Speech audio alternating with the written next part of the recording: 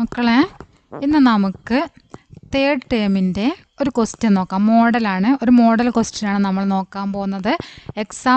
എക്സാമിലേക്കുള്ള ഒരു മോഡൽ ക്വസ്റ്റ്യനാണ് കേട്ടോ. വളരെ സിമ്പിളായിട്ടുള്ള ക്വസ്റ്റ്യനാണ്. നന്നായിട്ട് വായിച്ച് നോക്കുക. വായിച്ച് നോക്കിയതിന് ശേഷം മാത്രം ചെയ്യുക. 2 മണിക്കൂറാണ് നിങ്ങൾക്ക് എക്സാം എഴുതാനുള്ളത്. 25 മാർക്കാണ് നിങ്ങൾക്ക്. ഈ തന്നിരിക്കുന്നത് ഒന്നാമത്തെ ആക്ടിവിറ്റി ഗണ്ട് പഠേം ആർ ഉത്തർ ലിഖേം എന്നാണ്. തന്നിരിക്കുന്ന പാരഗ്രാഫ് വായിച്ചതിന് ശേഷം ഉത്തരം എഴുതുക എന്നാണ് പറഞ്ഞിരിക്കുന്നത്. വായിച്ചു തുടങ്ങാം. ഇത് നിങ്ങൾക്ക് നിർബന്ധമായിട്ട് ചെയ്യേണ്ട ക്വസ്റ്റ്യൻ ആണ്. ഈ ക്വസ്റ്റ്യൻ നിങ്ങൾക്ക് എന്താണ് പറയുക, അത് ഒഴിവാക്കി വിടാതെ തീർച്ചയായിട്ടും ചെയ്യേണ്ട ഒരു ക്വസ്റ്റ്യൻ ആണത്. ഓക്കെ, അപ്പോൾ एक घोंसले में एक प्यारी सी चिड़िया अपने बच्चों के साथ रहा करती थी. वे सब साथ में हमेशा ही खुश रहते थे. मम्मी चिड़िया अपने बच्चों को गाना पानी खोजना सिखाती है. मम्मी चिड़िया अपने सारे बच्चों को उड़ने का प्रशिक्षण देती है. वह रोज उन्हें उड़ना सिखाती है. वह रोज उन्हें उड़ना सिखाती है.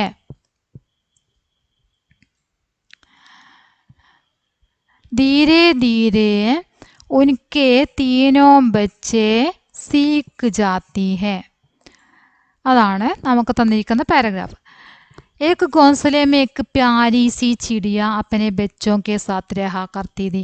ഒരു കിളിക്കൂട്ടിലെ ഒരു സ്നേഹമുള്ള ഒരു പക്ഷി സ്വന്തം കുഞ്ഞുങ്ങളോടൊപ്പം താമസിച്ചിരുന്നു. വേ സബ് സാത്ത് മേ ഹമേശാ ഹി ഖുശ് രഹത്തെ ഥേ. അവരെല്ലായ്പ്പോഴും ഒന്നിച്ച് എപ്പോഴും സന്തോഷത്തോടെയാണ് കഴിഞ്ഞിരുന്നത്. മമ്മി ചിടിയ അപ്പനെ ബച്ചോं को गाना पानी खोजना सिखाती है. അമ്മ പക്ഷി അവരെ ഭക്ഷണവും അതുപോലെ തന്നെ വെള്ളവും ഒക്കെ അന്വേഷിച്ച് കണ്ടെത്താൻ പഠിപ്പിക്കുന്നു. മമ്മി ചിടിയ അപ്പനെ സാരെ ബച്ചോं को उड़ने का प्रशिक्षण देती है.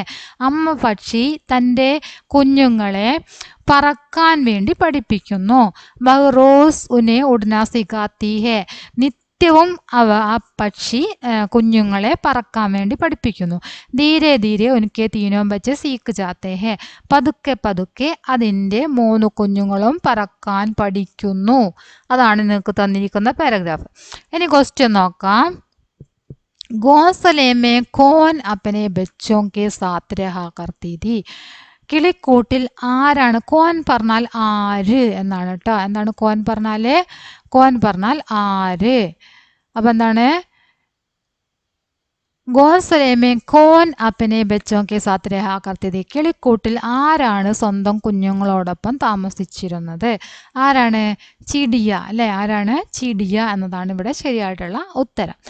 बच्चों को उड़ने का प्रशिक्षण कौन देते हैं. बच्चों को ഇവിടെ ഉണ്ട്. बच्चों को उड़ने का अपने सारे बच्चों को उड़ने का प्रशिक्षण देती है. കണ്ട, മമ്മി ചിടിയ. മമ്മി ചിടിയ अपने सारे बच्चों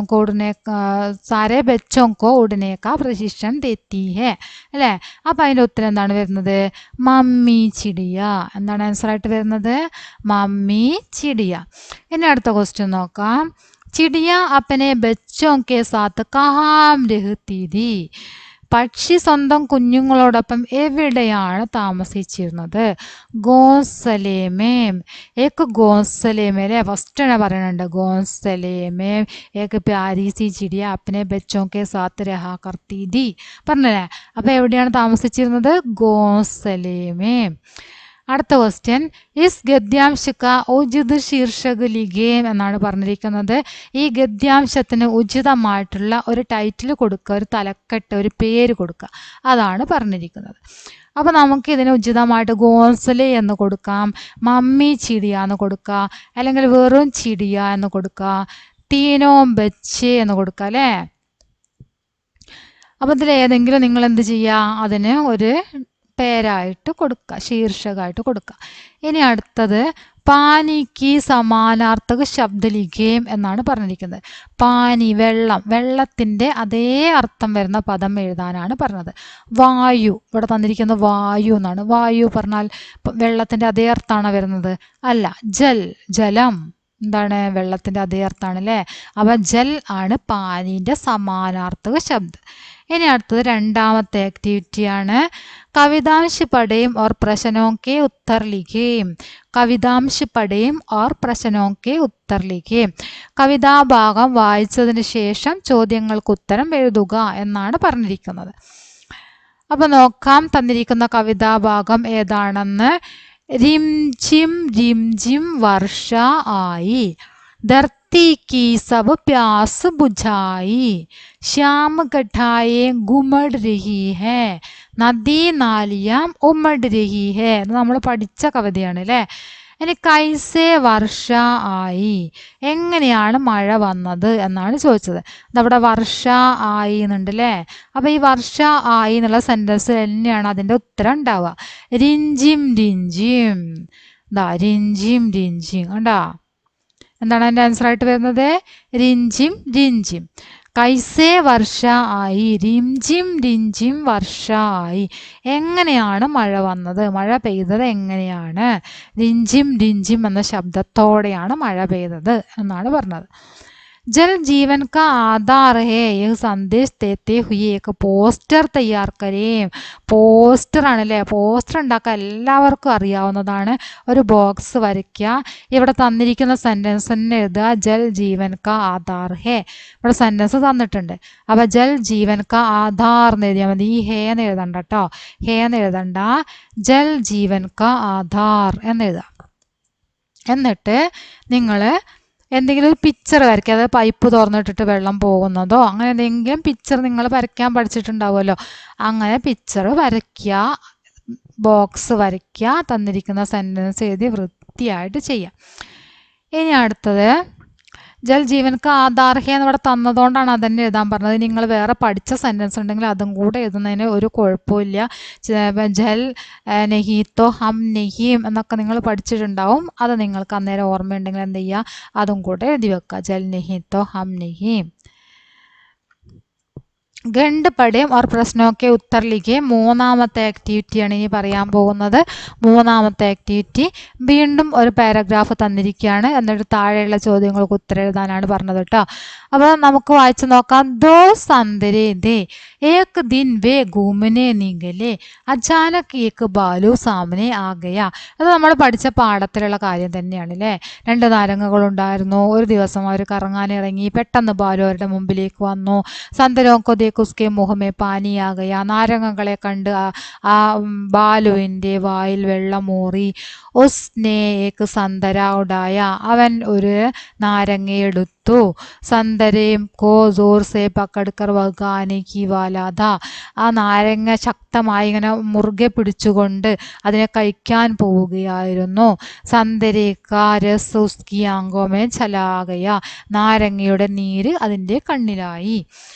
സന്തരയ്ക്ക് സാമനെ കോൻ ആകയ. കോൻ നമ്മൾ നേരത്തെ പഠിച്ചാണ്. കോൻ പറഞ്ഞാൽ എന്താണെന്ന് അല്ലേ? കോൻ പറഞ്ഞ ആര്.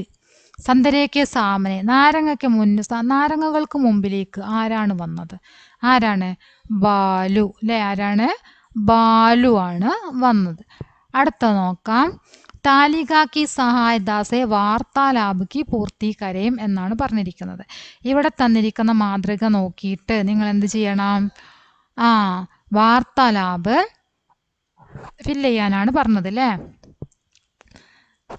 ഇവിടെ സന്തര ഏക്ക് ദോ ഉണ്ട്, പിന്നെ ബാലു ഉണ്ട്. രണ്ട് നാരങ്ങകളുണ്ട്, പിന്നെ ബാലു ഉണ്ട്. അവർ മൂന്ന് പേരും പറഞ്ഞ സെൻറ്റൻസ് ആണ് നമ്മൾ ഓരോരുത്തരുടെ പേരിൻ്റെ അടുത്തേക്ക് എഴുതി കൊടുക്കേണ്ടത്. അപ്പോൾ ഒന്നാമത്തെ നാരങ്ങ എന്താ പറയുന്നത്? ഒന്നാമത്തെ നാരങ്ങ പറയാണ് ദേക്കോ ദേക്കോ ഏക്ക് ബാലു. ഉണ്ടോ? ഒന്നാമത്തതാണിത്. നോക്കൂ എന്താണ്? ഒരു ബാലു എന്ന് പറയാണ്. ആര്? ഒന്നാമത്തെ നാരങ്ങ. ഇതാണ് ഒന്നാമത്തതായിട്ട് വരുന്നത് കേട്ടോ. അപ്പോൾ രണ്ടാമത്തെ നാരങ്ങ എന്താ പറയുക? ഒന്നാമത്തെ നാരങ്ങ പറയാണ് നോക്കൂ ഒരു ബാലു എന്ന് പറയുമ്പോൾ രണ്ടാമത്തെ നാരങ്ങ ചോദിക്കുകയാണ് എവിടെയെന്ന് ചോദിക്കുകയാണ് രണ്ടാമത്തെ നാരങ്ങ. അപ്പോൾ ഒന്നാമത്തെ നാരങ്ങ വീണ്ടും പറയുന്നു വ കിസ്കെ ലിയ ആയാ ഹോഗ, അതെന്തിനു വേണ്ടി വന്നതാവും ഇപ്പം, അതെന്തിനാണ് ഇപ്പം ഇങ്ങോട്ട് വന്നിട്ടുണ്ടാവുക എന്ന് പറയാണ് ബാലു. അപ്പം ബാലു പറയാണ് വാ കിത്തനാ സുന്ദർ സന്ദരേ, ബാലു ഇവരെ കണ്ടിട്ട് ഇങ്ങനെ ഒറ്റയ്ക്ക് പറയാണില്ലേ, ഓ എത്ര മനോഹരമായ നാരങ്ങകൾ എന്ന് പറയാണ്, ഒറ്റയ്ക്ക് പറയാണ് ബാലു. അപ്പൊ രണ്ടാമത്തെ നാരങ്ങ എന്താ പറയണത്? മുജേ ചോടോ, എന്നെ വിടൂ എന്ന് പറയാണ്. അപ്പോഴത്തേക്കും നാരങ്ങനെ കണ്ടപ്പോഴത്തേക്കും ഒരു നാരങ്ങനെ ആ ബാലു എടുത്തിട്ടുണ്ടായിരുന്നു അല്ലേ. അപ്പൊ എടുത്ത നാരങ്ങയാണ് പറയണത്. ആ ബാലുവിന്റെ കയ്യിലുള്ള നാരങ്ങ പറയാണ് എന്നെ വിടൂ എന്ന് പറയുന്നു. അപ്പൊ എന്തായിരിക്കും ബാലു പറയുന്നത്? ബാലു പറയാണ് തുമേ ചോടൂങ്ക നിഹി, നിന്നെ വിടില്ല എന്ന് പറയാണ് ബാലു. പിന്നെ ലാസ്റ്റ് സെന്റൻസ് ദൗഡോ, ഓടൂ എന്ന് പറയുന്നത് ആരാണ്? ഒന്നാമത്തെ നാരങ്ങ പറയാണ് ഓടാൻ വേണ്ടിയിട്ട് ഓടൂ എന്ന് പറയാണ് ഒന്നാമത്തെ നാരങ്ങ. അപ്പം അത്രയാണ് ഈ വാർത്താലാപം ചെയ്യാനുള്ളത്. ഇനി അടുത്തത് നോക്കാം. നാലാമത്തെ ആക്ടിവിറ്റിയാണ് കവിതാംശ പഠയും ഓർ പ്രശ്നമൊക്കെ ഉത്തർ ലിഖേം. കവിതാഭാഗം വായിക്കുക, ചോദ്യങ്ങൾക്ക് ഉത്തരം എഴുതുക. ഹവാ ധൂള് കോ ചെടുക്കെ ബാഗി, നമ്മൾ പാഠത്തിൽ പഠിച്ച കാര്യം തന്നെയാണ് ഇവിടെ ചോദിച്ചത് അല്ലേ. हवा धूल को छेड़ के भागी, सोती धूल अचानक जागी, उड़ी हवा के पीछे पीछे, हवा हो गई धूल के नीचे, धूल गूंजती आगे मीचे, दाएं बाएं आगे पीछे, हवा चल रही सांसें गींजे, नीचे नीचे धूल के नीचे. ക്വസ്റ്റ്യൻ എന്താണെന്ന് നോക്കാം. നിമ്നലിഖിത ആശയവാലി പങ്ക്തിയാ കവിതാംശിച്ച് ചുൻകർ ലിഖേം. എന്താ അങ്ങനെ പറഞ്ഞാല് താഴെ തന്നിരിക്കുന്ന ആശയം വരുന്ന വരികൾ കവിതയിൽ നിന്ന് കണ്ടെത്തി എഴുതാനാണ് പറഞ്ഞിരിക്കുന്നത്. താഴെ ഒരു ആശയം, ഈ കവിതയുടെ ആശയം താഴെ തന്നിട്ടുണ്ട്. ഈ ആശയം വരുന്ന വരികൾ ഏതാണ്? धूल आंखें बंद कर ഗോജിത്തി ദി, ഹവാ ധൂൾ കെ നീച്ചെ ചൽ രഹി ദി എന്നാണ് തന്നിരിക്കുന്ന ആശയം. അപ്പൊ അതിന്റെ വരി ഏതാണ് എന്നാണ് നമ്മൾ എഴുതേണ്ടത്. ധൂൾ ആംഖേം ബന്ദ് കർ ഗോജിത്തി ഹേ. അപ്പൊ ഗോജിത്തി എന്നൊക്കെയുള്ള വരിയാണ് നിങ്ങൾ എഴുതേണ്ടത് അല്ലേ. ധൂള് ഗോജിത്തി, ഇതാണ് നിങ്ങൾ എഴുതേണ്ട വരി. ധൂള് ഗോജിത്തി ആംഖേ മീച്ചെ, ദായേം ബായേം ആകെ പീച്ചെ. हवा धूल को नीचे चल रही धूल आंखें बंद कर गूंजती थी, हवा धूल के नीचे चल रही थी, हवा चल रही सांसें गींजे, नीचे नीचे धूल के नीचे. അപ്പം ഈ 4 വരിയാണ് അതിൻ്റെ ആൻസറായിട്ട് വരുന്നത്. ഓക്കെ, ധൂൾ ഗൂജ്തി ആംഖേ മീച്ചെ, ദായേം ബായേം ആകെ പീച്ചെ, हवा चल रही सांसें गींजे, नीचे नीचे धूल के नीचे. धूल आंखें बंद कर गूंजती थी, हवा धूल के नीचे चल रही थी. അത്രയും മീനിങ് വരുന്നത് ഈ 4 വരിയാണ്. ഓക്കെ, ഇനി അടുത്തത് നോക്കാം. ഉചിത് ജോഡേ ചുനുക്കർ ലിഖേം എന്നാണ് പറഞ്ഞിരിക്കുന്നത്. ജോഡികൾ ഉണ്ടാക്കാൻ. ഹവാ ധൂളുക്കോ, അത് കഴിഞ്ഞിട്ട് എന്താണ് നമ്മൾ പഠിച്ചത്? ചേടുക്കെ ബാഗിയിലെ അവിടെ തന്നിട്ടുണ്ട്. ഉചിതമായത് എടുത്തെഴുതിയാൽ മതി. ഹവാ ധൂള് കോ ചേടുക്കെ ബാഗി. ഇനി സംശയം ഉണ്ടെങ്കിൽ നമുക്ക് ഈ കവിതയിലേക്ക് നോക്കാം. ഹവാ ധൂള് കോ ചേടുക്കെ ബാഗി അല്ലേ. പിന്നെ അടുത്തത് എന്താണ്? സോത്തി ധൂള് അചാനക് ജാഗി. സോത്തി ധൂള് അചാനക് ജാഗി, ഇതാണ് എഴുതേണ്ടത്. ഉടി ഹവാക്കെ പീച്ചെ പീച്ചെ. ഉടി ഹവ കഴിഞ്ഞിട്ട് എന്താണ്? പീച്ചെ പീച്ചെ. ഉടി ഹവ പീച്ചെ പീച്ചെ ഒക്കെ ഇവിടെ ഉണ്ട്, നോക്കിയാൽ കിട്ടും. ഹവാ ധൂളുക്കോ ചേടുക്കെ ബാഗി, സോത്തു ധൂൾ അചാനക് ജാഗി. ചേടുക്കെ ബാഗി കിട്ടി, അചാനക് ജാഗി എന്നുള്ളത് കിട്ടി. ഉടി ഹവാക്കെ പീച്ചെ പീച്ചെ അല്ലേ. ഉടി ഹവ നമ്മളിവിടെ കണ്ടതാണ്. ഉടി ഹവ പീച്ചെ പീച്ചെ. ഇനി അടുത്തത് നോക്കാം. വളരെ സിമ്പിളായിട്ട് ചെയ്യാൻ പറ്റിയ ക്വസ്റ്റ്യൻ ആണ്. ശരിക്കും ഒന്ന് വായിച്ച് നോക്കിയാൽ നിങ്ങൾക്ക് തീർച്ചയായിട്ടും ഫുള്ള് ചെയ്ത് മാർക്ക് വാങ്ങാൻ പറ്റും. ഓക്കെ, ഇനി താലികാക്കി സഹായദാസെ ഡയറിക്ക് പൂർത്തിക്കാരിയാണ്. ഡയറി നിങ്ങളോട് ഫില്ല് ചെയ്യാനാണ് പറഞ്ഞത്. ഇവിടെ ഫെബ്രുവരി 15 മംഗൾവാർ ആജ് ജൽമുർഗിയാം, അതായത് ദിനാങ്ക് ഇവിടെ തന്നിട്ടുണ്ട്. ഡേറ്റും അതുപോലെ തന്നെ ദിവസവും തന്നിട്ടുണ്ട്. ഏത് ദിവസമാണ്, ശനിയാണോ ഞായറാണോ തിങ്കളാണോ ചൊവ്വയാണോ അങ്ങനെയല്ലേ.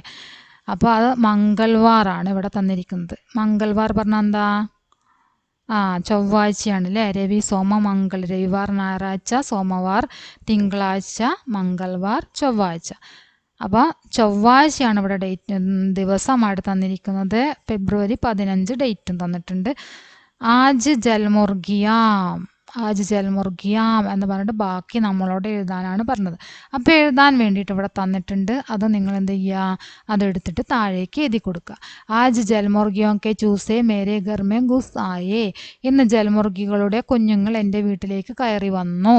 ബിലൗട്ടേ സെ ഡർക്കർ ചൂസേ ഗർക്കെ അന്തർ ഗുസ് ആയേ, പൂച്ചയെ പേടിച്ചിട്ടാണ് ഈ ജലമുർഗി കുഞ്ഞുങ്ങൾ എൻ്റെ വീട്ടിലേക്ക് കയറി വന്നത്. ജൽമുർഗിയ ഷോർ മജാത്തി രഹീതി, ജൽമുർഗികൾ ബഹളം വെക്കുന്നുണ്ടായിരുന്നു. മേനെ ജൂസോങ്കോ പക്കഡ്കർ ജൽമുർഗിയോങ്കോ ദിയ, ഞാൻ ആ കുഞ്ഞുങ്ങളെയൊക്കെ പിടിച്ചിട്ട് ജൽമുർഗികൾക്ക് നൽകി.